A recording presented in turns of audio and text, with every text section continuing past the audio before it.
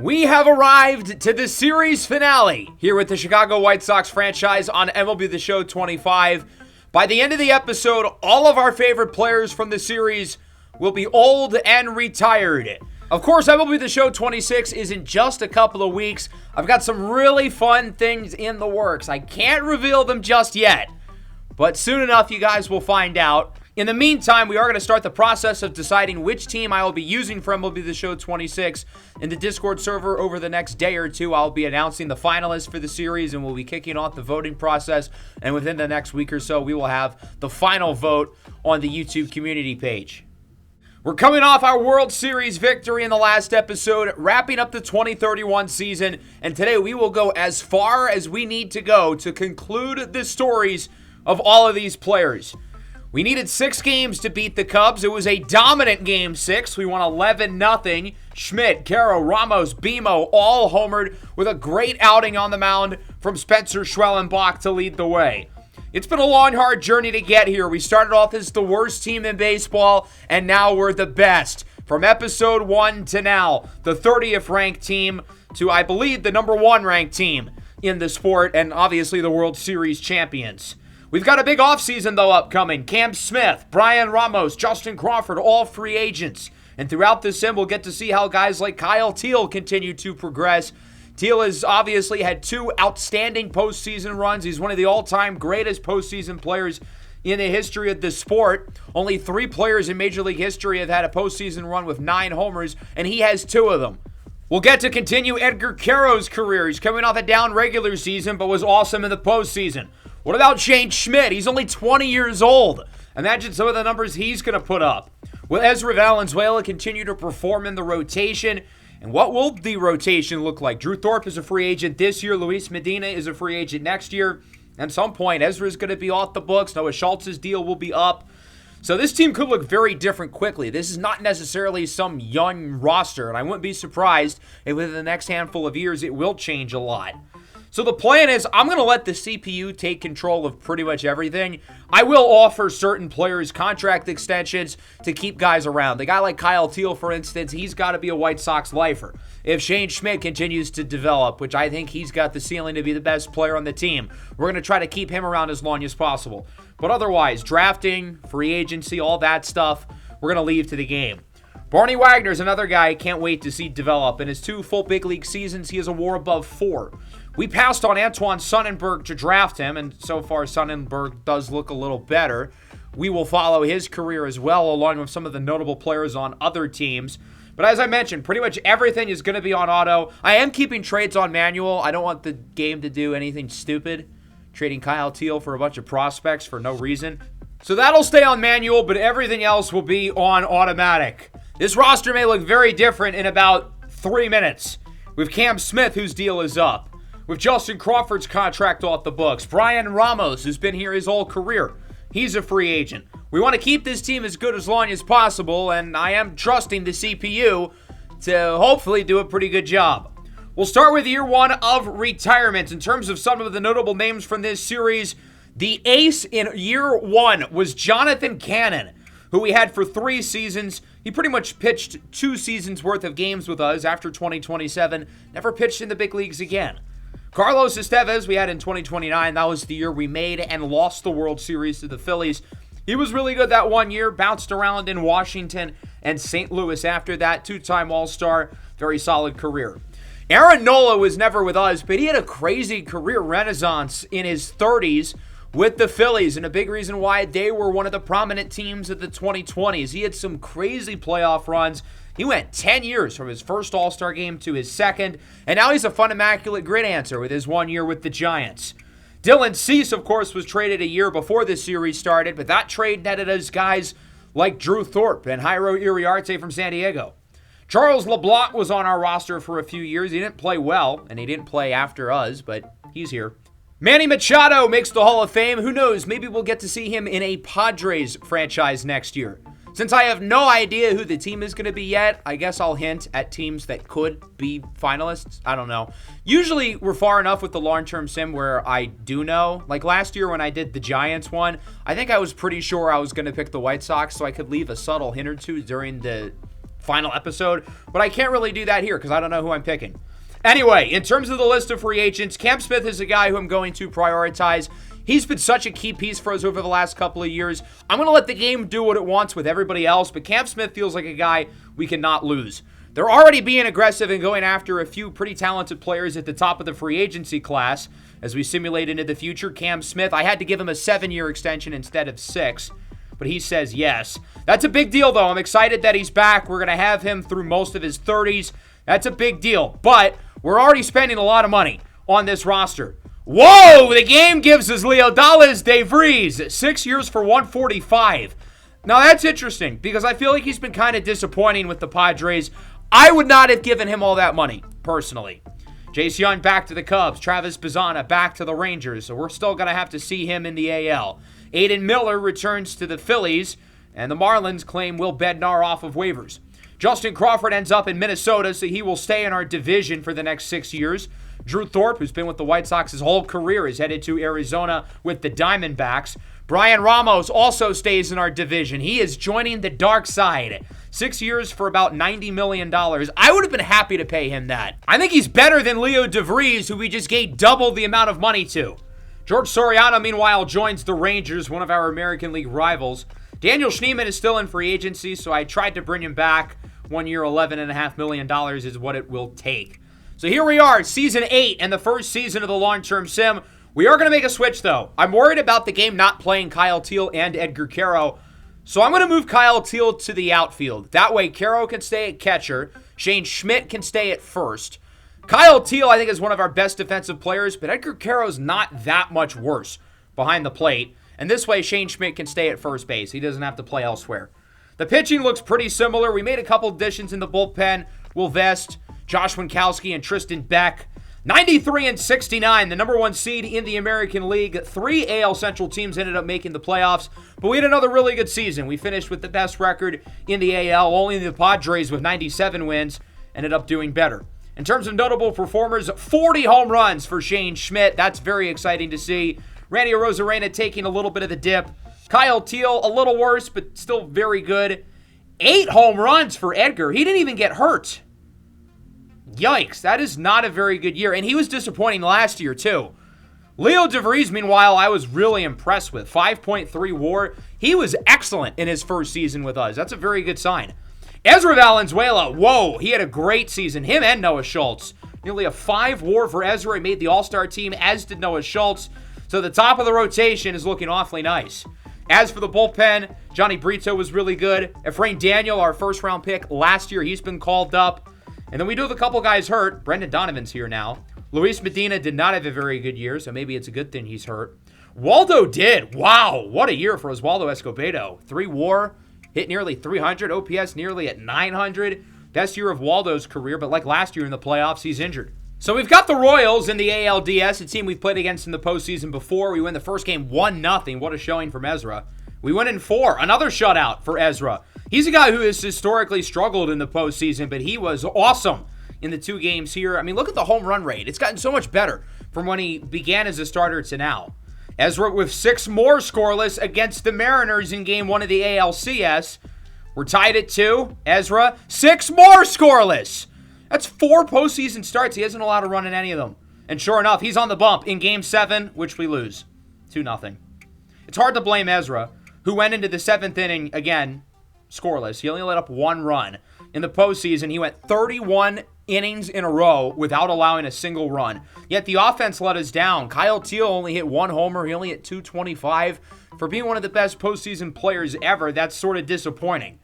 So we lose in 7 games in the ALCS despite a Madison Bumgarner-esque postseason run by Ezra Valenzuela. The Padres beat the Mariners in the World Series, and this was without Fernando Tatis for most of the year. He tore his Achilles in April.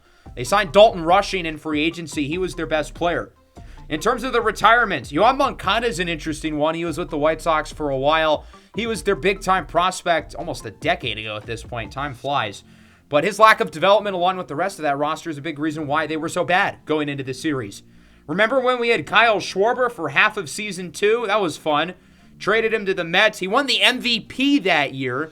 We got Luis Angel Acuna back, who never ended up really developing for us. But What a 2026 Kyle Schwarber had, mostly on our team. Mike Trout is also done. We had Trout for 2 seasons, and boy, it was a lot of fun delivering him a World Series. Obviously, has spent most of his career with the Angels, where he will go into the Hall of Fame. Was with the Orioles for a little bit, and then in 2030, we were really bad the first month of the year. We needed a spark. We signed Mike Trout, and in the 83 games he played, he was unbelievable. He turned back the clock. It looked like prime Mike Trout. In 2031, he was injured for pretty much the whole year, but when he played, he was good. Wasn't great in the postseason, but he did help us win that World Series, and who knows? Maybe we'll get to try to revive Mike Trout's career with an Angels franchise in MLB The Show 26. So into free agency. Randy Arozarena is an 85. He has regressed quite a bit. I mean, he's 38 years old. This was kind of bound to happen. He had an unbelievable run, but I would imagine he's probably going to go. Whoa, JoJo's like in the 70s. He's fallen hard. So I think the team's going to look a lot different with a lot of those guys leaving. We will have some money to spend, and the game is going after Max Clark. Could you imagine? He had that unbelievable 2031 with a WAR of nearly 12. Drew Gilbert and Tink Hence also on the list, so they're really shooting to the stars. Miguel Lozano signs with the Mets. He made the All-Star team all 6 seasons with the Royals. Now he's out of our division. Tink Hence signs with the White Sox. 8 years, $300 million. Whoa! Tink Hence is a guy who I always wanted on this team. I tried to trade for him at multiple points. It didn't happen. He ended up getting traded to Seattle. This is a gigantic get. This is the ace of the staff for the next decade. Wow, I'm fired up about that.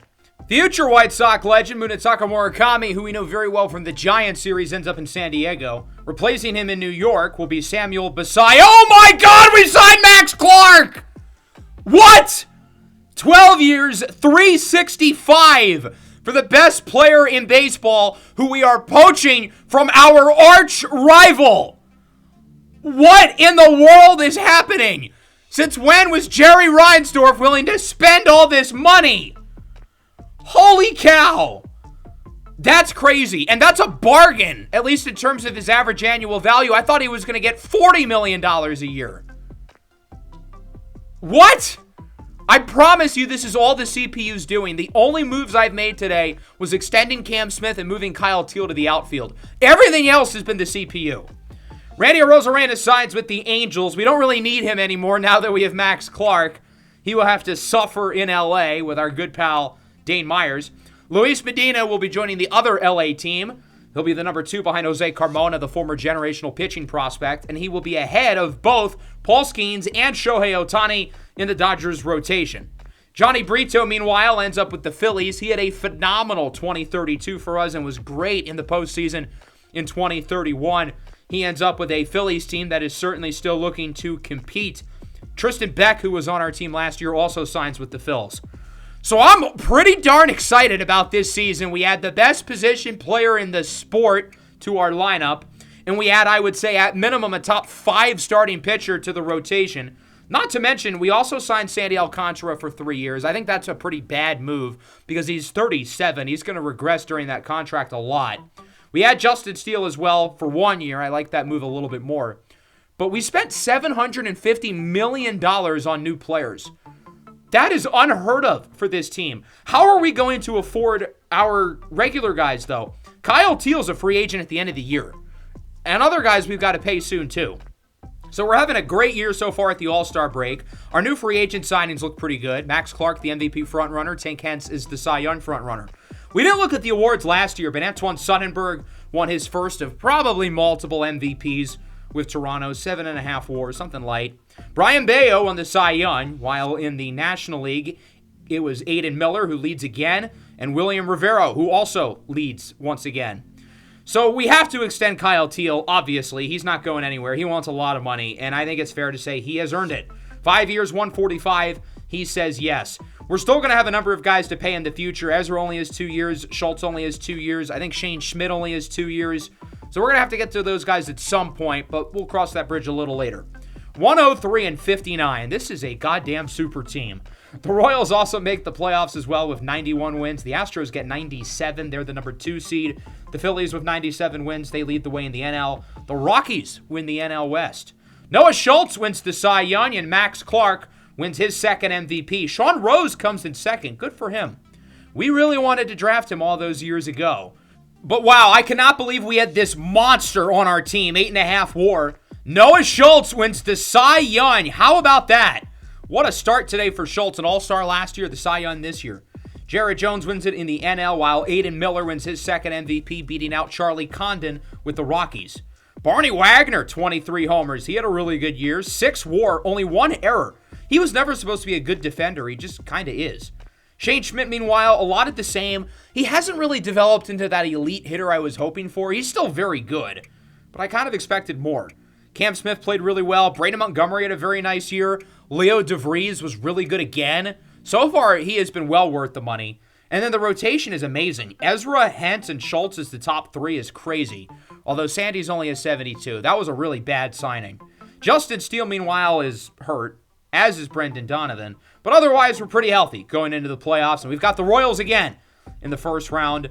And we are in danger of losing. Ezra, playoff Ezra, I need you. No, we lost. Our super team does not get out of the first round. And the Royals end up winning the whole thing. Bobby Witt Jr. finally gets his championship. He's had a really good career in Kansas City. An 8-time All-Star with the Royals. Julian Villalobos and Sean Rose win their titles. When we first saw the Royals in the playoffs a couple years ago, I said this team is going to be good for a while. I am not surprised to see them at the top of the mantle. Going into the offseason now, in terms of our retirements, Bailey Dees was in our organization for a while, and then both Rhys Hoskins and Garrett Mitchell retired due to injuries. That's unfortunate. Moving a little bit further down the list, some of the other names here include Ricky Carlton, who, if you remember, was competing with Edgar Caro for the Rookie of the Year in 2027. And then he just kind of fell off the face of the earth, and he's retiring due to an injury at 27 years old. That is depressing. Framber Valdez retires. We had him in 2030. We were disappointing as a team that year, but not because of Framber, who had some great seasons in this series, mainly with Arizona, a couple years afterwards in Kansas City, 5-time All-Star, 2-time Cy Young. Hagen Smith at the age of 30 is done. As a rookie, I thought he was going to be our long-term ace. It felt like every game he pitched in, we won, and he played really well. Never was the same after that. The next 2 years, he was pretty solid, but not as good. And then after that, he took a major fall. We traded him away to the Diamondbacks in 2031, and he didn't play after that. He ended up becoming a bust, which is really unfortunate because the talent that he showed as a rookie was really exciting. Much like Yoan Moncada, Eloy Jimenez is another guy whose development plateaued for this team before this series, and a big reason why, well, they had 41 wins going into 2025. John King we had for a year in 2029. He was pretty good. Pitched in 2031 with the Giants, where he was really impressive. Bryce Wilson, Mr. Reliable, Old Faithful. He was really good for us in Season 1. We traded him in the offseason to the Padres for Jagger Haynes, who's had his ups and downs, but was a pretty important piece of our World Series team and is still with the organization today. After 1 year in San Diego, he leaves for the Rockies, like every smart pitcher. Then we ended up bringing him back in 2030 because we needed a spot starter, and he pitched a lot, and he pitched well. And then we used him quite a bit in 2031 and 2032 as well. Freddie Freeman makes the Hall of Fame, 3,000 hits. He'll go in as an Atlanta Brave. In terms of the free agency list, Oswaldo Escobedo, I'm going to let the game do what it wants with him. He's only played over 100 games once, and although he's a talented player who's shown the flashes, I just haven't seen anything to warrant the consistency in terms of his performance and his durability to suggest he's worth a big deal. But if the game wants him back, I'll be happy to have him back.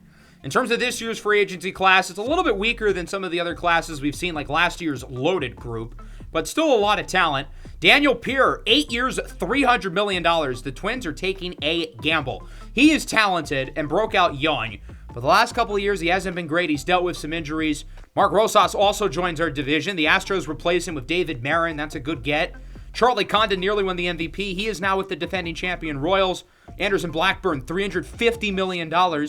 Leaving the Rays for the Arizona Diamondbacks.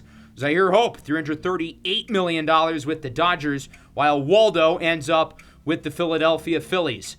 So we do lose him. He signs a big deal. 7 years, nearly $130 million. Good for him getting his bag. I would not have paid him that.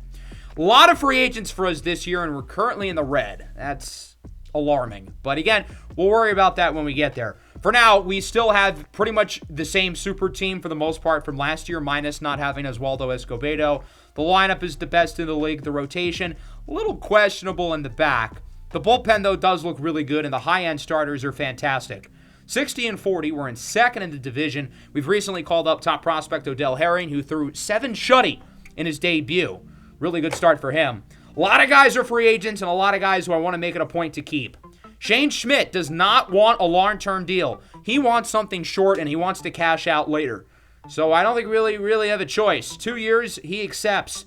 Ezra Valenzuela has been unreal this year. He wants a lot of money, and I am going to give it to him. $288 million for 7 years. Holy bag. 95-67, we do win the division. 4 playoff teams here. Toronto and the Astros also make it in the AL. The Astros get the number 1 seed. Wow, the Diamondbacks won 97 games. Maybe we'll get to see Arizona as our team in MLB 26. Teal finishes third in MVP behind Sonnenberg and Russell Rousseau. Ezra comes in third for the Cy Young, even though he missed like a month and a half. Aiden Miller wins the MVP in the NL. He is ridiculous. That's 3 in a row.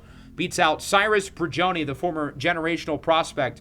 And Douglas Randolph with the Cardinals wins a Cy Young. He was a mid-rounder all the way back, I think, in year 2. He's finally developed and has become really good.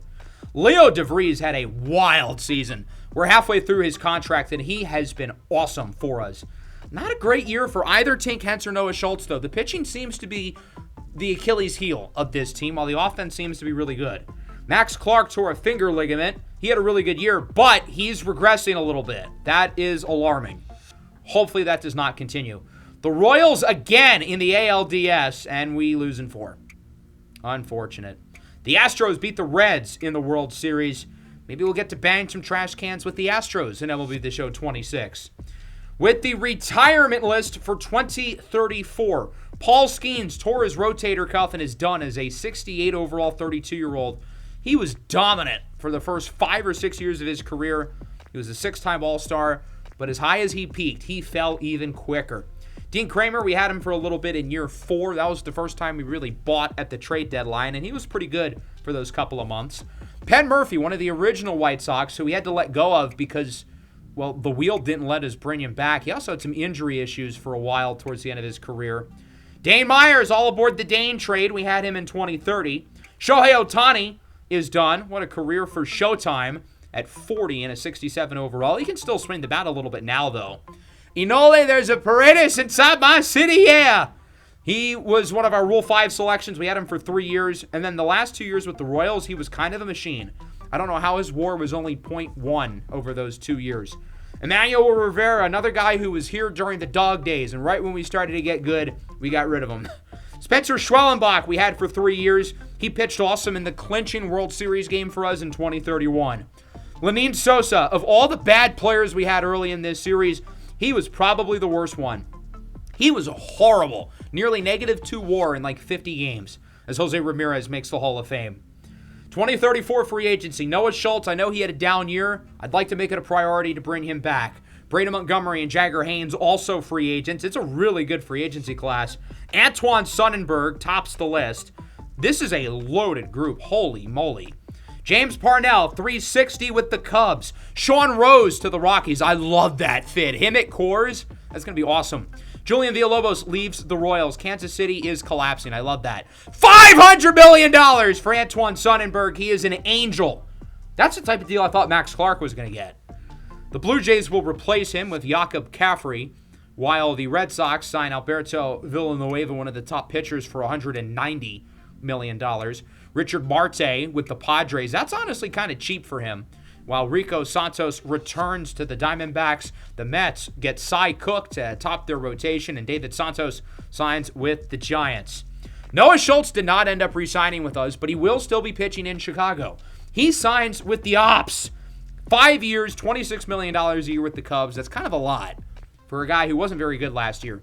Braden Montgomery joins our other main rival, Detroit, where he teams up with Brian Ramos, who has been awesome with the Tigers. I'm really happy with Leo DeVries, but we still could have re-signed Brian Ramos, I feel like. I also kind of want to re-sign Luis Robert. He hasn't played in the big leagues in a couple of years. I feel like he has to retire as a White Sox, even if he doesn't play on the big league team. That contract with the Orioles ended up being a complete disaster. Jerry Reinsdorf saved us by not having us re-sign him, but he is back. So we're in what, the 4th season of the long-term sim? Only 3 players from the original organization, Edgar Caro, Chase Mydroff, and Kyle Teal, are still here. The longest tenured players left are Angel Chivili, that's a random one, and then Bobby Witt Jr. in 2018 and 2019. That's how far along we are. Now in the year 2035, 4th season of the sim, 10th season overall. The lineup has not changed as much as I would have expected. The pitching rotation has. We added Reggie Davis on a big 5-year deal. That's a lot of money for a guy who's been kind of mediocre. But Odell Herring has arrived, and Mike Benitez, another one of our top prospects, who pitched 8 innings of 2-run ball in his debut. They have both arrived as well. So I think the pitching rotation, which was kind of weak last year, I think it's going to be quite a bit better. Let's do some simulating. At the All-Star break, we're playing really well. 64-36. We're a game and a half out of first place in the division. Bruno Merced is a free agent, and we cannot let him go. He has been ridiculous as of late. 6-year extension. Edgar Caro is a free agent. He's starting to play really well again. His season high in homers in the long-term sim is only 16, but he's already got 15 here. He's having one of his best years, and we're going to let him swim in some money as a result. 5 years, $70 million. Barney Wagner's a guy I'd like to keep. 7 years, actually 6 years for 120. He says yes. So the gang is back together, but we are broke. Maybe we shouldn't have burnt money into Sandy Alcantara. Just a thought. 98-64, we do not win the division. Cleveland ended up with a better record than us, but we're back in the playoffs for what, like a 7th straight year? Cleveland ends up winning by a game. And interestingly enough, we were the 2 best teams in the AL. Only the Rockies at 104 wins were better. The Dodgers, meanwhile, at 106 losses. What a world. Antoine Sonnenberg wins another MVP. Ezra Valenzuela wins the Cy Young. That's awesome. He's been unbelievably good as a starting pitcher. It took him a little bit once we moved him as a reliever, but the last 4 years, he has been crazy good. Like, insane. We made a great decision making him a starter. Oliver Minor, a 21-year-old with the Phillies, wins the MVP. 9.5 WAR. Good Lord. Douglas Randolph wins another Cy Young. Looking at the numbers, Max Clark is still regressing. He's a 92. I don't like that. Kyle Teal's not getting worse. He had a great year. Edgar Caro's getting better. He had his best year yet. 6.7 WAR, by far his best year. Interestingly, his new contract, he'll be making less money than he did previously. As for the pitching, Tink Hence is going down. He's an 86. This is bad. We still have 5 years with him, and he is getting worse. Bruno Merced had a great year out of the bullpen, though. That's good. Richie Lindsey's a little dinged up. Ezra's currently hurt, too. That's not good. He is still expected to play against the Rangers, and sure enough, he throws 7 1/3 scoreless innings, striking out 11. We win Game 3. We've got Cleveland in the ALDS, and we sweep them. The 2 best teams in the AL. Love to see it. Against the Astros in the ALCS, we're up 3-0. Don't blow it. We lose Game 4, and Game 5, and Game 6. You've got to be kidding me. I mean, come on. Are you kidding? We won 8 games in a row. We were up 3-0 against Houston, and then we lost the next 4. That is brutal. The Astros win the World Series. They beat the Rockies. Jesus Christ. I mean, is this team really even that good? I mean, they're solid, but like, come on. We lost to them. We're so much better than them. We were going to win the World Series if we just won one more game. Sandy Alcantara retires. He waited until his contract was up, of course. He was great, though, with the Rays and the Rangers in this series. 6-time All-Star, 3-time Cy Young. Adrian Del Castillo is a guy who really benefited from our ratings boosting thing that we had throughout the series. He had some great years with Arizona, especially early. Kind of peaked early in his career, though. Yuri Perez we had for a short time. I just don't like Yuri Perez in this game. I don't know why. He just doesn't really sim well. Emiliano Teodo never got the chance with us, which is unfortunate. I'm happy he got to pitch in 2 games in 2032 with the Phillies. He was part of the Akil Baddoo trade package. Gunnar Henderson, dislocated ankle. He's done at 34. His peak, which went from year 1 to year 7 of the series, was unbelievable. I mean, this is ridiculous stuff. During those 7 years, he won 5 MVPs with the O's and the Dodgers. Ridiculous player. Aaron Judge is done. A very strong career. He actually finished with the Angels. 2-time MVP, 8-time All-Star. Geraldo Perdomo, we almost signed him. We ended up getting Framber Valdez instead. He went to the Tigers, where he was really good. I don't know if he was worth all that money, though. Luis Rengifo, who was on that same Tigers team with Perdomo that would have won a World Series, he signed for a lot of money that first offseason, after a great 2025 with the Angels and the Brewers. Never really lived up to the contract, but he was great in the 2030 playoff run where they won the championship. And then he finished his career, ironically, with the Angels. Jojo Romero, my guy. We had him in the Giants franchise last year. I loved him. I wanted to bring him back. We had him in 2030 and 2031. He was amazing, of course. Jojo Romero is an absolute dog over the last 2 years. Corey Seager, one of the all-time great postseason players in the history of the sport and one of the great free agent contracts. I mean, he never got worse with the Rangers. I don't know how he only won one playoff MVP. That's kind of crazy to me. Juan Soto is done. Corey Seager was one of the best contracts ever. Juan Soto is one of the worst. He was good for about 2.5 years with the Mets, and then everything fell apart, and it fell apart fast. Halfway through the contract, they just said, enough of this. Get out of here. After 2027, he had a negative WAR with the Mets. That's the last 12 years of his deal, which he didn't even go through the entire 12 years. So, yikes. What a horrible move. Corey Seager and Mookie Betts, we didn't even get to talk about him. But the two of them end up making the Hall of Fame here in 2035. Not a super long list of free agency, which is good because we don't have that much money to spend. We cannot afford a lot of these top guys. We might be able to get some second-tier free agents, but we also have to pay the guys who are already in the organization. Jose Carmona stays in L.A. He goes from the Dodgers to the Angels. I would not have given him $350 million. He's a cool player. He's only 25, but that feels too much for a guy who still feels kind of unproven. David Davola, $365 from the Orioles. William Rivera is the pitcher I would have paid. He got over $100 million less than those guys. Julio Puig stays in Cleveland, one of the top power hitters. Russell Limb will look to replace Carmona with the Dodgers. He leaves Detroit. The Phillies sign Rolando Sixto. He leaves Minnesota, which is good news for us. Negative $23 million going into next year. Shane Schmidt headlines the list of free agents. Remember, we only signed him to a 2-year extension. But for the most part, we're still running it back. Although I am getting a little worried about Max Clark, who's played really well for, 3 seasons now that we've had him? But he is regressing a little bit. Leo DeVries, though, has been amazing. We have Connor Griffin now. Who knows? Maybe we'll get to see him in a Pirates franchise next year, although he's not quite as good as he is in real life. Ezra Valenzuela has not regressed at all. He's a 96. Tink Hence is only an 86. I'm getting kind of concerned about him, too. So the Mets traded Miguel Lozano, who's made now 10 straight All-Star games in every season of his career, to the Diamondbacks. That is interesting. We lead the division. We're having a great year. Shane Schmidt is having probably his best season yet, and he is going to get rewarded with a fat payday for only 3 years because he is scared of commitment. 109 wins. Whoa, I just simulated through the playoffs and we lost. Damn. To the 85-win Angels. This is a hilarious sport. Charlie Condon wins the MVP. Thad McCauley, the Cy Young. The Royals well represented with those awards. But how did we win 109 games just to go out sad in the playoffs? And the 85-win Angels win the World Series with Antoine Sonnet. Whoa, that says 11 home runs for Emmanuel Rodriguez. Holy hell. He was a great rookie. Never really lived off of that hype season. Until now, 11 home runs. Move out of the way, Kyle Teal. So Antoine Sonnenberg has a ring. Jose Carmona has a ring. Teal had 3 homers in 4 postseason games. I guess he shouldn't move over.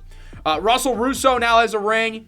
Teal's home run numbers are crazy, though. He's at 333, although he is starting to regress, which is not ideal. Not a super long list of retirements this year, but Bailey Falter, who was here in Season 2, is on the list. Corey Julks, one of my favorite players from the series. He was a fringe roster guy at the start, and for 2.5 years, he remained that. But in Season 3 in 2027, he had a hot streak in the minors where he was unstoppable for a month. So I gave him some run over the next few years, and he was great. Seasons 4, 5, and 6, he was incredible. It sucks he couldn't win a ring with us. He ended up signing back with the Astros. I think he would have won those championships with Houston, though, so that's good. James Karinchak, we had to trade him away because of the wheel in year 1. So we traded him to the Astros for this random long reliever by the name of Hayden Wesneski. Ended up being a pretty good move. The Astros, meanwhile, flipped Karinchak again that offseason in Miami, where he ended up being pretty good.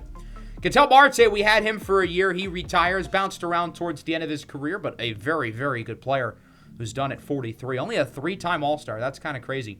Ahmed Rosario had almost 2,600 hits. I don't know why. That just kind of surprised me. The Demon, Daniel Schneemann, is done at the age of 40. What a career. We needed depth in Season 3, so we traded for him, and he ended up sticking. He was a fan favorite, made a bunch of clutch plays. Versatile guy, walk-off homers, big playoff moments. Never played again after 2031 when we won the World Series, which is interesting. But I'm happy that, he was able to retire as a champion. Jesus Sanchez we had for a short time in Season 2. He was pretty horrible. But, of course, we have some good memories with him in MLB 22 and 23. That's why I signed him, to try to run it back. Didn't quite work. Edwin Uceta, we had him for a year in 2030. And Bryce Harper makes the Hall of Fame.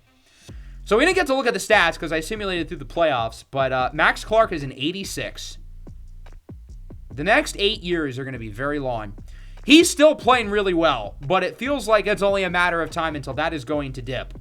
Tink Hence is an 81. He also played well, but the second half of this contract, I'm worried, will also be a disaster. It feels like this team kind of has to win a World Series now with some of these contracts, and luckily, we only have a few players to re-sign. Chase Maedroff and Romeo Sanabria have been here longer than just about anyone. Maedroff has been a good depth player for a while. He's only a 69. Sanabria, meanwhile, is still a starter. It sucks he never really got to be one with us until this last year, but never forget the 2030 playoff run. He wasn't the stepfather. He was the father that stepped up. With everybody hurt, including Teal and Caro, he was our best hitter, which doesn't say much because nobody else could hit that playoff run. Really good free agency class. We cannot afford anyone because we have no money. We're already in the red. That's a problem. And we have a lot of free agents this offseason. Maybe we shouldn't have burnt $21 million into Jason Chorio and Connor Griffin to do nothing. Doug Lewis. This guy has an ERA of 4 in his career. Only one All-Star, yet he signed for like $400 million with the Phillies. Cyrus Brigioni goes to the Yankees. He leaves the Reds. I'm surprised he's only made one All-Star because he is ridiculously good. Rolando Bell leaves the Tigers for the Mets. Willie Aguila stays with the Cubs. He has become an absolute monster, which seeing him as a rookie in the 2031 World Series does not surprise me. I wanted to look at Willie Vaccaro real quick because the Rays traded Douglas Randolph, the back-to-back Cy Young winner, for him from the Cardinals. What a bad trade. Vaccaro's a cool player, but yikes. On to 2037, the 13th season overall and the 6th season of the long-term sim. Maybe this will be the year we get over the hump. We're no longer the number 1 ranked team, though. That is the Angels with their super team. So we're having a lot of guys near the end of their contracts. DeVries only has 1 year left. Cam Smith, why is he not in the lineup? He only has 2 years left. And it's going to be hard to pay these guys with Tink Hence and Max Clark taking up all that money. 103-59, though. The team continues to win. In terms of awards, Ezra Valenzuela, another Cy Young. He's now been a full-time starter for 6-7 years, and he has been awesome. He's like the best pitcher in the league. Doug Lewis, meanwhile, wins it in the NL. Maybe the Phillies were right to give him all that money. But we had another really good year. 103 wins, the best in baseball. Kyle Teal is falling. He is an 84. He's still playing well, but he's not the same player. This is like the first time in a decade I think he missed the All-Star game. Edgar Caro is getting better, though. He's a 93. He's never been that high ever. Max Clark is an 80, and Tink Hence is a 75. It is over for those two guys. I mean, it is beyond over. Efrain Daniel, look at those last 2 years. Oh, my God. He had a .65 whip this year. That is the lowest I've ever seen for a reliever. And his nearly 3 WAR last year is the highest I've ever seen. Cleveland in the ALDS. This is the most wins we've ever gotten. But every year in the playoffs today, we've either lost in the ALDS or the ALCS, and the streak continues. 6 years in a row. The Padres win the World Series once again. Richard Marte, Jason Dominguez, and Freds end up with the title. Ronald Acuna and Brian Wu, 2 of the best players in the league at one point, retire. Wu was a monster in Seattle, 3-time All-Star. And then Ronald Acuna is done. Had a great career with the Dodgers. I don't know if the counting numbers are going to be enough to make the Hall of Fame. It'll be close. And if he does, will it be as a Brave or a Dodger? 11 All-Stars. You know what? Maybe he has done enough. 11 is ridiculous. Akil Baddoo, we had him for 2.5 years. He was great in Season 3. We capitalized on his value, or at least we tried to. Not a great trade. He won the playoff MVP that year with the Rangers, and the 2 guys we got were not the best. Taj Bradley is done. We only had him for a couple of months, but that was some of the best starting pitching I've just about ever seen. I really wanted to re-sign him, but the wheel did not let us, and that might have been a good thing. He was fine in Atlanta, not great, not horrible. Never made an All-Star game, though. The Ben Joyce experiment was an interesting one. Imagine being an average person watching a 102-mile-an-hour fastball from Ben Joyce. That's got to be terrifying. And then you do it 3 more times and you walk to first base. He never was able to fix that. Negative WAR for him, but the upside was always there. Brian King, he was the odds and evens man ever since 2026. Good year in the even year, bad year in the odd seasons. We made sure to sign him in an even season where he played really well in 2030. No one signed him in 2032, which was kind of stupid. Luis Robert retires. I noticed every time I tried to give like the bad players like a long-term deal just to chill in the minors, they always ended up getting cut, which is kind of sad. But the 5 years that we had Luis Robert in this series, holy cow, was he awesome. And there were questions going into 2025. He didn't play that well the year before. He had a hard time staying healthy. Minus the injury in 2029 that took away the MVP from him, he was very healthy and he was very good. He finished with a WAR above 5 all 5 seasons with us. I would have probably wanted to bring him back. I was hesitant because I had a feeling he was going to regress. I didn't know he would be this bad, though. Never was the same in Baltimore.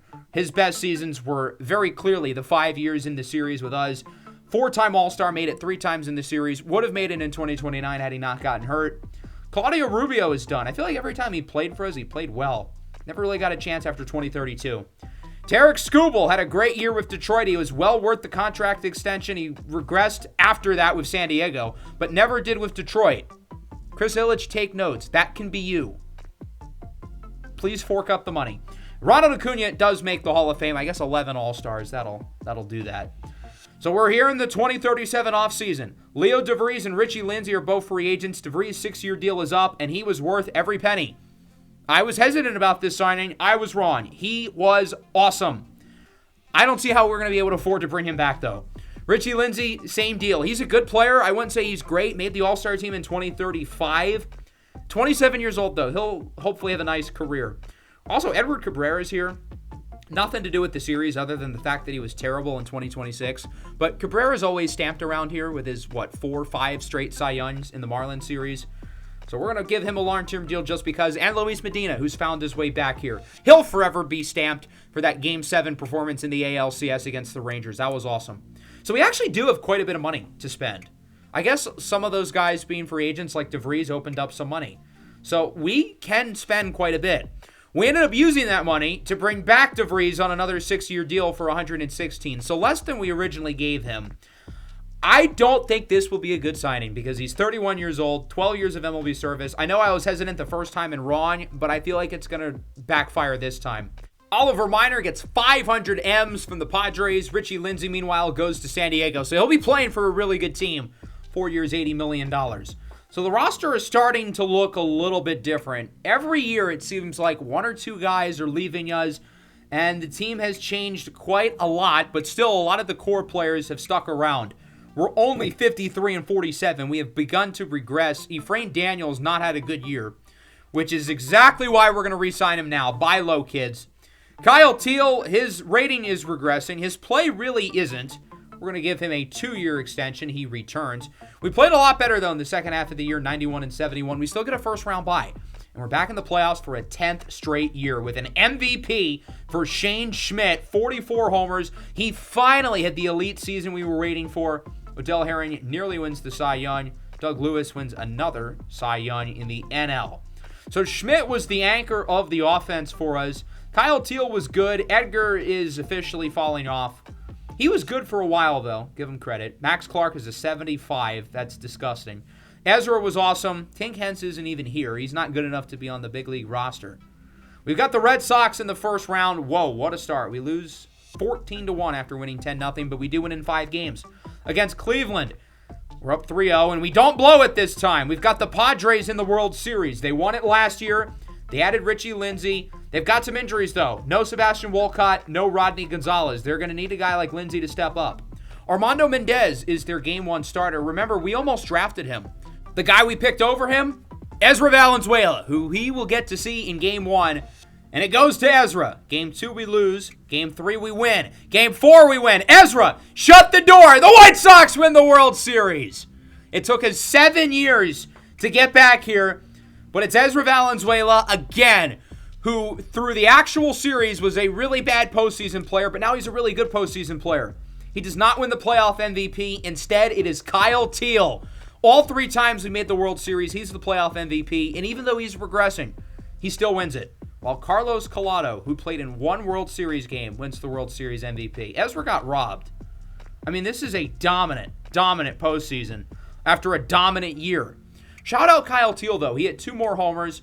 I wish I kept track of his postseason homers through the sim. I think he has 25 that we know of. He probably has like almost 10 more that we don't know of, if I had to guess. That's like the most ever, by the way. Corey Lee was our starting catcher the first 2 months of the series before Kyle Teal arrived. He stuck around for a while. Brent Bellamy, I remember playing him in the playoffs as a rookie. I thought he was next up. Not quite. Douglas Cato retires because of an injury. How on brand. We had him for 4.5 years. He was part of the Justin Crawford deal. Talented player, but could never stay on the field. He only played more than 100 games twice. That is unfortunate. Prelander Barola and Will Bednar. We only had Bednar for half a year. That was our World Series season in 2031, and he was honestly pretty solid. And whenever he pitched on other teams, he was also good. Should have gotten a chance earlier. Prelander Barola was an innings eater for us for 4 years. He was pretty solid, started in a handful of games. In 2028, year 4, he was incredible. His ERA was in the low 2s that year.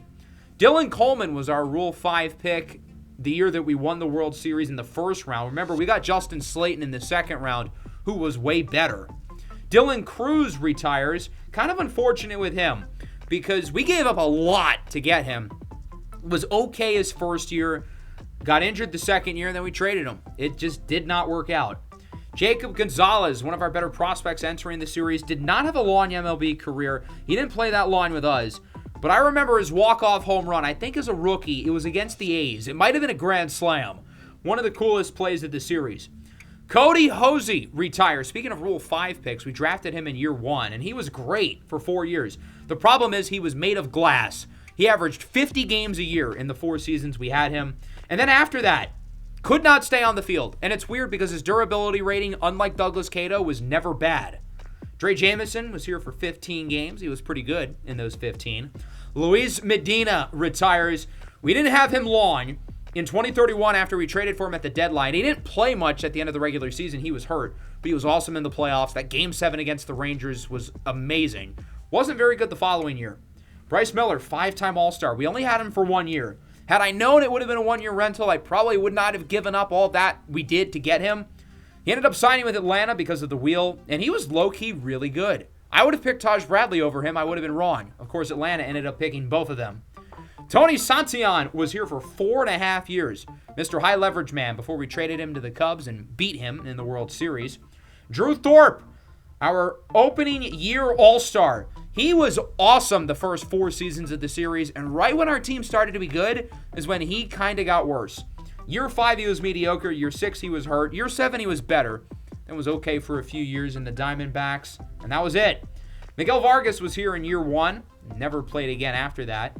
Poor guy. Nobody makes the Hall of Fame. That was a long list. Cam Smith is only a 76. He has regressed a lot. I think overall it was a pretty good extension, although he fell off towards the end.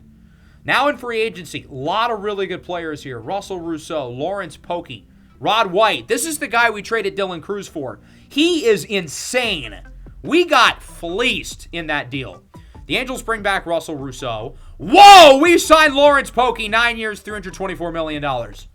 That is a lot of money, even though Tink Hence and Max Clark are still here, eating up all that money. So, you know what's kind of funny? He was drafted by the Mariners. I loved him as a prospect coming out, but he was traded for Tink Hence. Isn't that ironic?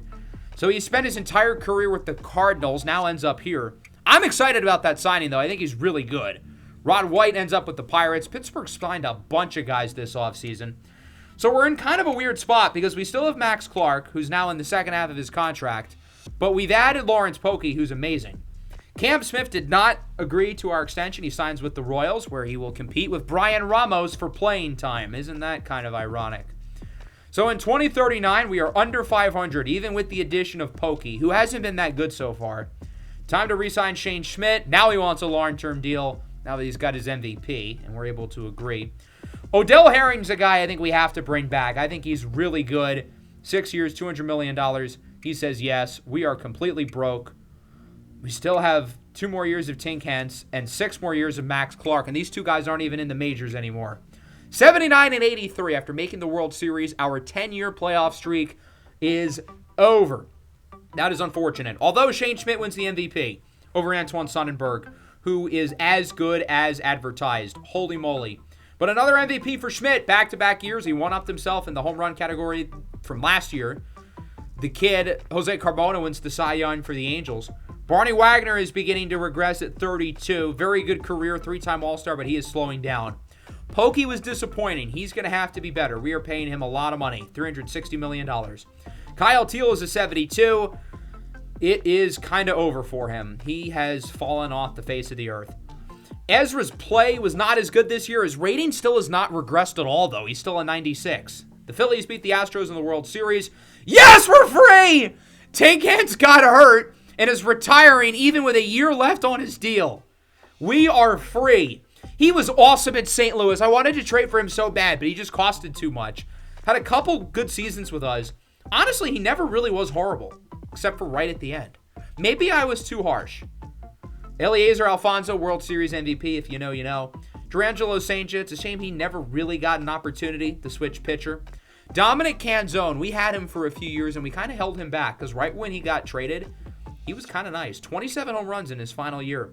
Justin Crawford is done. We had him for a year and a half. Big reason why we won the World Series in 2031. Although, that playoff run, holy cow, he was terrible. Had some good years with the Phillies, won 2 titles with them, including beating us. And then was with Minnesota, where he was okay, nothing spectacular. Grant Holman and Grant Holmes, 2 guys who we had in the bullpen. Holman was one of our first moves. He was never that good. Holmes, I was excited about that signing. He only pitched 13 games for us. Ciano Perez, we had for half a year in 2027. King Vaughn tells the youth to put the weapons down. Andrew Vaughn was a bust early on. We traded him in the year 1 offseason. I don't think we got much back. But he was low-key kind of good. He made an all-star team, had multiple seasons with nearly 30 homers. He was low-key kind of nice. Rafael Devers and Alex Bregman make the Hall of Fame. I feel like Tink Hens maybe was not on a Hall of Fame trajectory, but a really good one with St. Louis. It's a shame he fell off so quick because he was incredible at his peak. Reggie Davis' 5-year deal is up. That ended up being a pretty good contract for us. Zeke Colbert's deal is up. He was our prospect incentive promotion pick, whatever, for Edgar Caro winning the Rookie of the Year. Free agency class is solid. We signed Fisher Hernandez, 7 years, $200 million. We are continuing to spend. Kind of an average player overall, but he had a great year last year, so we're kind of banking on that continuing. Aiden Miller leaves the Phillies after an incredible career with 3 MVPs. He goes to the Astros, and Max Clark has been DFA'd. With 5 years and $150 million left, we are DFAing him. That's how bad things have gotten. He's a 69 overall. He didn't play at all in the majors last year. Reggie Davis ends up in Pittsburgh. Zeke Colbert is joining forces with Bo Bichette on the Reds. He's changed his appearance quite a bit. So now that we are free from the shackles of Max Clark and we have actual good players like Fisher Hernandez and Lawrence Pokey, I'm pretty confident about our team that ends up winning 78 games and misses the playoffs. That is unfortunate. Our worst season in a while. Lawrence Pokey was a lot better, which is good. Schmidt was kind of mediocre. Kyle Teal is a 66. It's over for him. Edgar Caro is an 80. He is falling. In terms of the pitching, Ezra is a 94. He's starting to go down a little bit. He tore his Achilles in the first inning of the year. That is depressing. Damn. Another offseason upcoming. Jack Hurley retires. He was a good prospect for a while. Finally got his chance during the long-term sim. He was a solid player. Both of the Montgomerys. Colson Montgomery never panned out for us. The flashes were there. He was really good in 2027. He was really solid in 2029. And he was awesome in that playoff run. Consistency was just never there. And he never figured it out when we traded him. Braden Montgomery was kind of in the same boat. He stuck around longer because of his defense. And I really enjoyed playing with him. But he never seemed that great. I had a few years in Detroit. He was good in the 2031 playoff run, though, when we won the World Series. Hayden Wesneski, this was one of my favorite storylines of the series. A random line reliever who we traded for because of the wheel, who we turned into an all-star starter. He was only a full-time starter for 1 year with us, technically, and he wasn't even that good. But as a part-time starter for a couple years, he was awesome. He made the all-star team in 2029. His ERA was in the mid-ones that year. Really, really fun player. Kyle Teal, I'm going to give him his long-term deal. Edgar Caro, we're going to try to bring back. Mike Benitez is good. I'm going to let the game do what it wants with him because, I mean, we don't have much money to spend anyway. Actually, we have none. Jeez, that is unfortunate. He goes to the Nationals, 5 years, 176. I would not have been willing to pay him that. I think he's good, and he's still a 91 overall, but that is a lot of money. I think Odell Herring is a little bit better, and we still have Ezra on that big deal, who's been well worth all that money. So at this point, wow, we have James Wood. Edgar Caro and Kyle Teal are the only players left who we had at the start, and it's not showing Teal because we just signed him in free agency. But that just goes to show how much things have changed. Teal's now 39 years old. Caro is 37. Wow, but this is the unction. We had Roman Anthony, along with James Wood, bunch of old dudes. But we are now, 2041, I think? Ezra's back after his torn Achilles. Still a 94 overall, though, which is cool. So we're here at the All-Star break. Ezra's finally regressing at 34. I figured it was a matter of time. But that 7-year, $280 million deal was well worth it. He was awesome. We're going to extend him. Bruno Merced, I'm going to look to extend. His ERA is at .46. 82 and 80. We missed the playoffs, which is crazy because a lot of guys had great individual years. We have a generational catcher drafted last year. The Kyle Teal and Edgar Caro replacement has arrived with Reggie Scadam. Lawrence Pokey beats out Shane Schmidt for the MVP. Mike Benitez wins the Cy Young right after leaving us. I do not know how to feel about that. Edgar's at 76. He's continuing to fall. Pretty much all the old guys are falling. DeVries is not the same. Although he's still been good during his 6-year deal. I was wrong about him again. Bruno Merced, though, was insane. He only played like half the year, but he was crazy. Royals win another World Series. They beat the Dodgers, who are finally back. Retirement in 2041. We are really getting far into the future. Luis Angel Acuna is done. We traded Kyle Schwarber for him. Never really panned out, and he never really showed a ton of flashes with us either. It happened kind of quick. Played with the Rays a little bit in the 2030s. Never was great, though. He ended up being a disappointment. You know who was not a disappointment? Randy Arozarena, another guy who really benefited from our rating system. He had a pretty mediocre stretch with Seattle. Signed a 3-year, $30 million deal with the Phillies, and it was one of the best contracts ever. Won a World Series in 2028. Helped him get there in 2029, even though he tore his Achilles kind of early in the year. They, of course, beat us that year. He was with us for 2 years, helped us win a championship, and had a great year in 2030 with the Giants. 4-time All-Star, playoff MVP, of course, in 2020. Really, really fun career. He's not going to make the Hall of Fame because he peaked too late, and the counting stats are not high enough, but whoa, in his prime, he was unstoppable.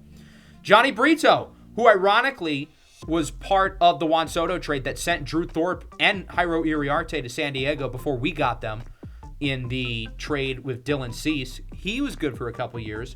Garrett Crochet, the former White Sox, he was traded before the series in a 4-player package that featured Wilkeman Gonzalez, Brady Montgomery, Chase Maedroff, and Kyle Teal. Worked out pretty well for us. He was awesome in the 2 years with Boston, but then he left for New York, and he was great with the Mets. Never regressed during that contract. How did he only make 2 All-Stars? He was one of the most dominant pitchers in the league for a decade, and after 2024 made the All-Star once. Wilkeman Gonzalez was one of the guys in that trade package, and you know what? He was low-key kind of nasty after we traded him away to the Yankees. I did not expect him to be this good. Munetaka Murakami is done. We had him in the Giants franchise last year. I felt like he was kind of a disappointment in that series. Had some great seasons here. 47 homers in his last year with the Yankees, although he regressed kind of quick. Romeo Sanabria is done. He was depth for a while. Again, had that great playoff run in 2030. Was a starter in Cleveland. Pretty good player for a few years. Noah Schultz is done. He retires at the age of 38, one of the top prospects at the start of the series, who, unlike Hagen Smith and unlike the Montgomerys, he ended up being a big hit. A little inconsistent at times, but he made an All-Star and won a Cy Young right after we started the long-term sim, and he was really good overall. Then kind of fell off with the Cubs, though. Shane Smith pitched 1 year with us, never pitched again. George Soriano, we traded for him in 2031 to help us win the World Series. He was really good that postseason run, a very, very good addition from the A's. And then Arson De La Fontaine, our international free agent signing, never played with us. He developed really slow. Only 2 years in the majors, but he won the Rookie of the Year and was kind of awesome. It's a shame he only played 2 years because he was really good. Yordan Alvarez ends up in the Hall of Fame. Barney Wagner, I'm going to bring him back. He's a 73, though. George Tovar, we drafted him in year 1. He's still around, 38 years old. Kind of a good player, though. Whoa, we signed Sean Rose. That is awesome because I really wanted to draft him all the way back in year number 2. The Royals picked him 1 pick before us. I thought it would be perfect. A guy with the name Rose wearing a number 1 jersey in Chicago. It was poetic. Especially in the Red City Connects, it's just so perfect. And again, the game signed him. This was not me at all. He's still a 90 overall. He's still going to be pretty good, I think, for the next 4 years as we arrive in 2042. We'll move a little bit faster now that a lot of our guys are being phased out. Ezra's still around, Merced's still around, but not many guys are left. We missed the playoffs again, 80 and 82. We've not gotten back since we won the World Series. Edgar is a 70. It kind of feels like it's over for him. Ezra's an 84. He's falling. DeVries is a 68. Still has another year on that contract. Merced is a 91. Daniel's going down. He's an 88. Schmidt's starting to go down a little bit. He's a 92. So it seems like the last of our guys are beginning to see the end of the tunnel, it feels like. Otherwise, though, the team was kind of mediocre again. We haven't made the playoffs for 4 straight years, which is pretty unfortunate. We won 103 games, and the next year we won the World Series, and then nothing since.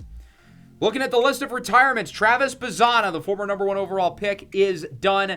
Thank God, because every time we played against this guy, he raked against us. I will not miss him. He was our kryptonite with Cleveland and then with Texas, 5-time All-Star. Jairo Uriarte, I knew he was really talented, but it just didn't happen with us. And then right when we let him go, he became kind of a monster with the Reds and even the Astros, where he ended up making 2 All-Star teams.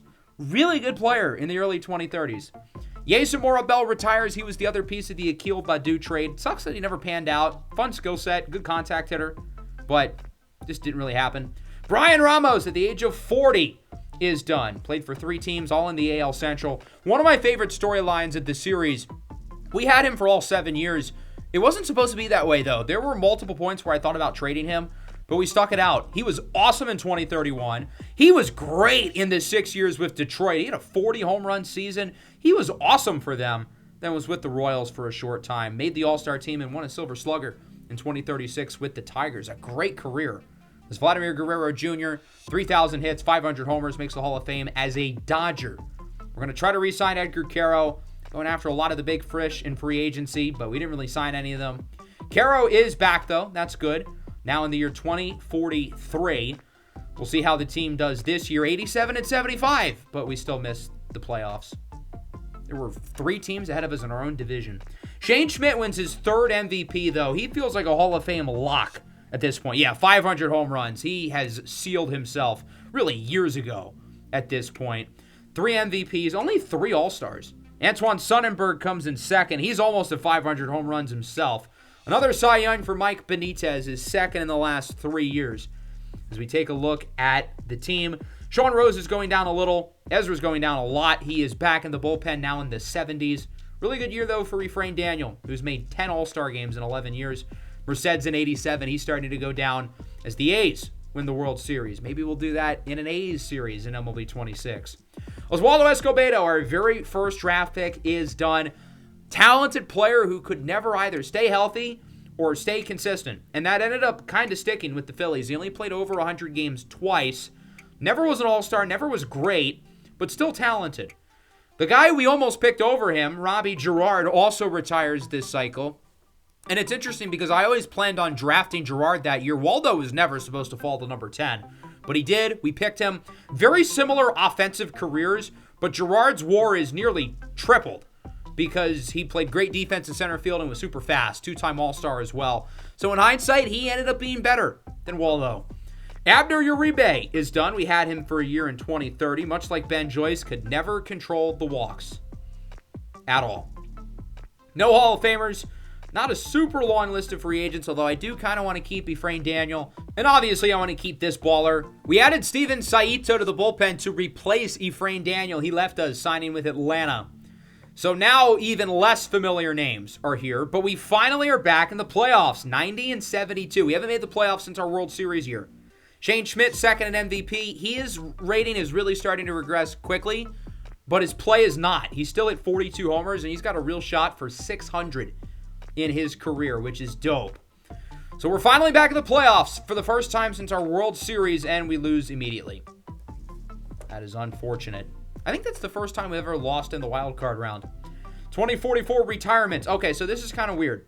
So Edgar Caro somehow ended up on Seattle. He ended up playing a game for them this year. That's strange.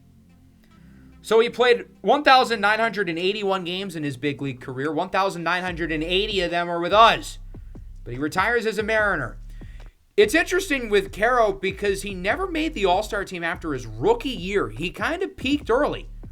Won 2 Silver Sluggers, Gold Glove in 2036. He was still very much one of the faces of our teams, one of the best players of the series, one of my favorite players of the series. He was definitely a big hit in terms of developing our prospects. Cam Smith here as well, that ended up being a great trade. He stuck around for a while, played a little bit after with the Royals. He never was the same player after 2031 when we signed him to the big extension. His best years were the years that we had him in the duration of the actual series. But Cam Smith and Edgar Caro are certainly two of the biggest names of our World Series team. No Hall of Famers here in 2044. Going to try to get Shane Schmidt to an extension. Even though he's 83 and he's played 16 years, he's still very good. He's going to get to 600 homers. 700, we'll see. I'd be surprised. But we've seen crazier. Same with 3,000 hits. Unlikely, but you never know. The checkbook feels a little lighter. Max Clark's 12-year deal is finally over after 5 years in the minors. Lawrence Pokey has 3 years left, and his deal is aged amazingly. We signed Doug Lewis. Whoa, that is interesting. He has been awesome with the Phillies. He's been one of the best pitchers, really, of all time at this point. 4 Cy Young Awards. That's a big deal. Alexander Goldberg to the Red Sox. He leaves Minnesota, first rounder in 2037, a generational player who's done all that by the age of 25, and he's out of our division. I am stoked to have Doug Lewis in our rotation. He is unbelievably good. We don't make the playoffs, though, 79 and 83, even though we replace Max Clark's money with an actual good player. Shane Schmidt is a 78, still hit 37 homers. He's over 600 now for his career. Made an All-Star team this year, so he's not bad enough yet to where it's a problem. Martin Burt, our first rounder in year 2, retires. Never played with us. We traded him into the Mariners for Bryce Miller. Never played with them. And then after a year and a half with the Angels, he was traded. He never really found a home for a while, but was good with the Cardinals and the Pirates, made an All-Star team. Zeke Colbert, I'm surprised he was not better than he should have been. Talented player, high draft pick, just never really panned out.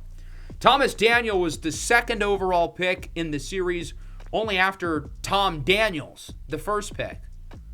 Such a hilarious coincidence. He was probably my favorite prospect in that first draft. Never was good. His rating was high, but he never played well. You know who did play well in this series? Aiden Miller, first ballot Hall of Famer, ridiculous peak with the Phillies. In the early 2030s, this guy was the best player in the sport. 58 home runs one year, finished out with Houston. Awesome player, though, with the Phillies and helped them win a few World Series titles. George Tovar has done it 42. He waited 10 years to make his debut with us. Was good for a while. Spent a year in St. Louis as a 38-year-old before eventually retiring. Miller makes the Hall of Fame, joined by Bobby Witt Jr. We only have one free agent, Cletus Terrell, who's only a 66, so he's not a big deal. But he's a career 299 hitter with 2,100 hits. So kind of a good player. Kyle Teel is now the oldest player in the league, tied with Ellie De La Cruz at 44 years old. Not many real players are left. There's only a few. Leo DeVries at 39 is the youngest real player in the save file. So here we are in 2046. Reggie Scadam, our big-time catcher, is a free agent. We're going to re-sign him for 7 more years. We end up making the playoffs as a wild card team. That's pretty cool. So we're back in the postseason. This guy had a crazy year. First time I've seen a pitcher win the MVP in this series. Shane Schmidt is a 72. I fear that it is over. He had a negative 2.5 WAR this year. His offense wasn't even that horrible, but it is over. Bruno Merced is a 74. He's still really good, but his rating is falling. We lose in the ALDS to the Yankees. The Diamondbacks win the World Series. 2046 retirements. Reggie Davis. We had him for 5 years during the sim. 16-year career with the Giants, the White Sox, and the Pirates. Really good career. Good for him. Our MLB The Show 24 team, or MLB The Show 25, and who knows, maybe the Pirates will be the 26 team. Boyce Merrifield, he started for us for a little bit during the sim. Eric Schulden-Neist, he was a reliever for us for a little bit. Both guys draft picks during the actual series. Barney Wagner retires at the age of 40. Wagner was a really good player for a while. Very, very quality ball player. Really good contact. Career 284 hitter. Nearly a 370 on base. The power got better throughout his career. And defensively, he was never supposed to be a good defender. But he was. Now, yes, we passed on Antoine Sonnenberg for him, who's one of the best players ever. Not a great look. But at least Barney Wagner panned out. Jackson Holliday and Jason Dominguez make the Hall of Fame with the Giants and the Padres. So Shane Schmidt is a 72. Him and Merced are the only guys left at this point on the big league team. Everybody else is in the minors or in free agency or wherever. Ezra Valenzuela is kind of out of the picture. Lawrence Pokey's regressing a little bit. His 9-year deal is over. Great contract. This aged excellently. He is probably going to be a Hall of Famer, and he probably will get in as a White Sox, which is awesome. Bruno Merced is still playing well, but, I mean, his rating is tanking. Schmidt, it's done. I mean, he's not coming back. He is cooked beyond recognition. Boston in the wild card, we win, and then we get swept by Cleveland. The Rockies beat the Guardians. 2047 offseason. Let's take a look at some more retirements. Efrain Daniel is done. He was our final first-round pick of the actual series, and he had an incredible career for us. 2036 and 2037 is the best 2-year stretch I've ever seen by a reliever in this game, ever. He ended up being the long-term closer. Not Merced, not Ezra. 11-time All-Star in the 12 seasons with us. That's pretty amazing. He only missed it once in 2041, where he was still really good. Willie Aguila, I was able to tell in that World Series as a rookie, this guy's going to stick around for a while. Spent his entire career with the Cubs, where he became an awesome hitter. 7-time All-Star. This guy could rake. Mike Benitez is done, won 2 Cy Youngs right when he left us for the Nationals, but he regressed quickly there. Still a very good contract, though, for the Nationals. We ended up choosing Odell Herring over him. Sal Casey, I think he was part of that same Dylan Cruz trade. No, he was the Justin Crawford trade. And maybe we shouldn't have traded him because he was amazing into the 2040s. We drafted him all the way back in year 1. He was great. Max Clark, the bad man, is gone. He was amazing with the Tigers and then sent to us as a special agent. He had a 12-year deal with us, and half of that he spent in the minors. The first 4 or 5 years with us, he was incredible, though. So it's not like he was completely horrible the entire time. Won an MVP with us, 1,800 hits, nearly 300 homers. But he fell off so fast. He could have been a Hall of Famer if he had another good, 4 years. Kyle Teal retires at the age of 46. 2,100-plus hits. Nearly 400 homers, primarily as a catcher the first half of his career. When I look back at this series, whose team was this? Who was the face of the White Sox franchise? Who was the best player? To me, it's Kyle Teal, especially the last 3 years, and the playoff runs he had in 2029 and 2031. My goodness. 2031 nearly won the MVP, and then into the 2030s, he was a machine. And he only played 8 games in the 2040s. But he had an incredible career. He made 9 All-Stars in a row, 7 Silver Sluggers, 4 Gold Gloves, and all 3 times he made the World Series, he won the playoff MVP. He won the World Series MVP in 2031. He's one of the best postseason players ever. I would guess he probably is the most playoff home runs ever. That alone should get him in the Hall of Fame. Ezra Valenzuela also retires. One of my favorite players from this series. Who was the face of our pitching staff in this series? It was probably Ezra, who we had for his first 4 years. Dominant closer his first 2 years. Struggled in year 3. We experimented with him as a starter. He started a World Series game in 2029. We made the shift in 2031. Took him some time to adjust, and he still wasn't good in the playoffs. But then right when the long-term stim started in 2032, he was incredible. He was one of the best pitchers of the decade. Then tore his Achilles not even an inning into 2040, and then kind of fell off after that. But I would say him more than anyone else on our team. He aged extremely gracefully. He won 2 Cy Youngs, only made the All-Star team 3 times, only made it once as a starter. That's crazy. The disrespect. Rod White had an incredible peak, and a long one, too. He was one of the best pitchers of the series. We should never have traded him, the one that got away. So at this point, there's only a couple guys left. Richie Lindsey's still around, but it's really Shane Schmidt and Bruno Merced. So we're getting close to the end. 66 wins in 2048. Yikes. The Royals win another World Series. Leo DeVries retires. We signed him to a 6-year deal to start the episode. I thought it was a bad contract. Ended up being good. We signed him to another 6-year deal after that. I thought it was a bad contract. You know what? It ended up being a good one. He was a stalwart for us for 12 years. Not a Hall of Famer, but certainly Hall of Very Good. 2 All-Stars and a Silver Slugger during his time with us. A long 18-year career. Richie Lindsey retires. had his best years with us, 4 years in San Diego, where I think he might have won a title, and then was with the Phillies after that. Richard Marte won a few titles with the Padres. I really wanted him in year 2 as well. He went 2 picks before us. Ended up with the A's, had his best years, though, in San Diego. He will make the Hall of Fame as a Padre, although I will remember him as an Athletic. So with Kyle Teal, Leo DeVries, and other real players retiring, there are none left. The real players in the save file are gone. The oldest players left are all fictional characters. That's how far along we are, and that's how close we are to the end. Look at all this money we have to spend. Holy cow. We won 70-some games, did not make the playoffs. Not a very exciting year. The other Bo Bichette retires. Cyrus Prigioni does as well. He had a great peak. I don't know how he only made 3 All-Stars. Miguel Lozano. It's so hard for pitchers to make the Hall of Fame, but if anyone does, it should be him. 16 All-Star appearances from 2027 to 2043. He only missed the All-Star game once. With the Royals, the Mets, and the Diamondbacks. He'll probably, if he goes into the Hall of Fame, it would be as an Arizona Diamondback. 16 All-Stars in 17 years is nuts. He only missed it in 2039. Would you like to guess the year he had his highest WAR? That's right, 2039. The one year he missed the All-Star game was his best year. He does make the Hall of Fame. He broke the saves record for Mariano Rivera. Paul Poles does as well. I'm happy Lozano got in. He deserves it. So 2050 doesn't go very well. We're not even really focused on the seasons at this point because none of our guys are in the big leagues. Odell Herring retires, spent his whole career with the White Sox. Really, really good player. Was well worth a second rounder in 2029. Should have made more than 2 All-Stars. Douglas Randolph won a few Cy Youngs with the Cardinals. I think that's the only team he ended up playing for. Very good career. Russell Russo, generational prospect in year 2, who we passed on, by the way. Sonnenberg's not the only generational guy we missed. But Russo took a while to get good. His first 4 years, he had a negative WAR.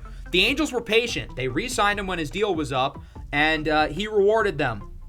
6 All-Stars, 6 Silver Sluggers, and MVP. Hall of Fame-esque numbers. Not the only generational first baseman here. Shane Schmidt retires after 19 years in the big leagues.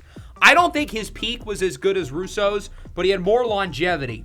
2,773 hits, 632 homers, 1,814 RBIs, a career 264 hitter. I felt like his peak was kind of short, and even so, it was more so led by the home runs rather than like average and walks and whatnot. But he was great for 20 years. 5 All-Stars, 3 MVPs, 3 home run titles, 6 Silver Sluggers, and most importantly, the first White Sox of the series to go into the Hall of Fame, along with Russell Russo. Very, very awesome honor for Shane Schmidt. Bruno Merced is now one of the oldest players left. He actually has played with a couple other teams. But at this point, he's the only guy left from our World Series winner in 2031. And there's only a few guys left in the big leagues like Antoine Sonnenberg, whose careers that I care about. 65 and 97, another cycle of retirements on the way in 2051. The notable names here include Fisher Hernandez, who we had for a number of seasons in the 2040s. He ended up being pretty good. I would say he was worth the $220 million we gave him. He was really good. 5 All-Stars, couple Silver Sluggers. Doug Lewis. Again, if any pitcher should make the Hall of Fame, it should be this guy. 3,400 innings, 3,300 strikeouts. Wasn't that good with the Pirates, but his peak with the Phillies was incredible. He would probably make it in as a Philly, not as a White Sox, unfortunately. But 4 Cy Youngs, 7 All-Stars. Ridiculous player. Bruno Merced, the final remaining White Sox, has retired at 43.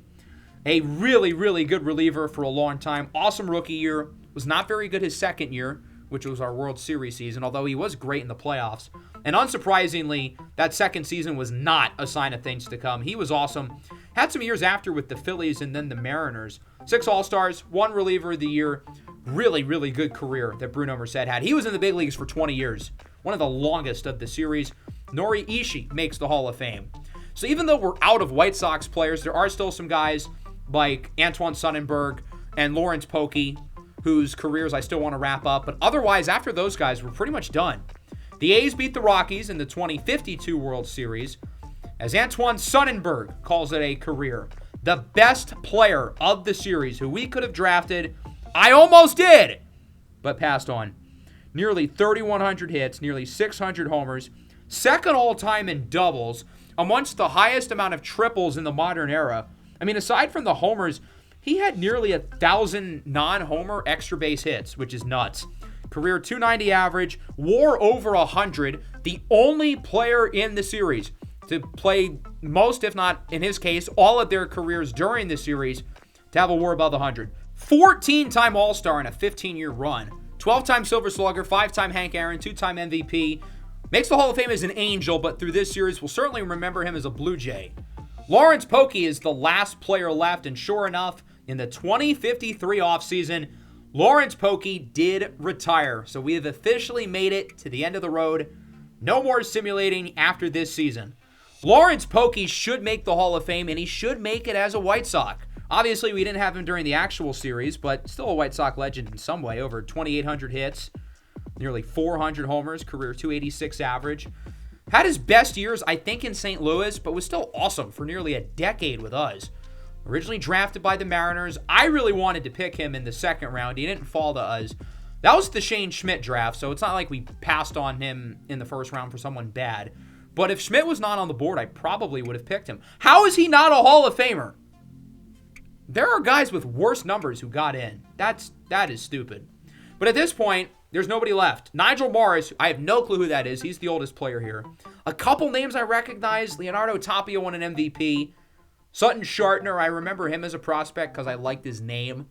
But, I mean, otherwise, there's really nobody we know left. So that just about does it. We missed the playoffs in the first 4 years. Then we made it 10 years in a row. But throughout the 2040s, we were really mediocre. I think we only made it twice. And then in the 2050s, we've been really bad. But we completed just about every team stat here on the right side of the screen. We didn't do everything. We didn't have a league leader in doubles or triples or ERA, but we did most things. Not a lot of all-time records were broken, but Miguel Lozano broke the saves record, and Dan Anderson, also with the Diamondbacks, broke the saves record in a single season. Maybe we'll do that in a Diamondbacks franchise with a closer. It's crazy how much this team has changed. I mean, at this point, I don't recognize any of the players on the team.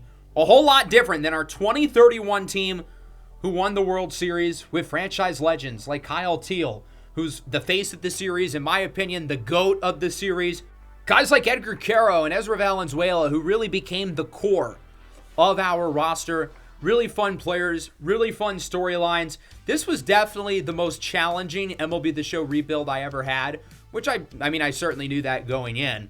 And it's funny because, I mean, first of all, look how bad our year one roster is. We had one player above a 78. These guys are so young.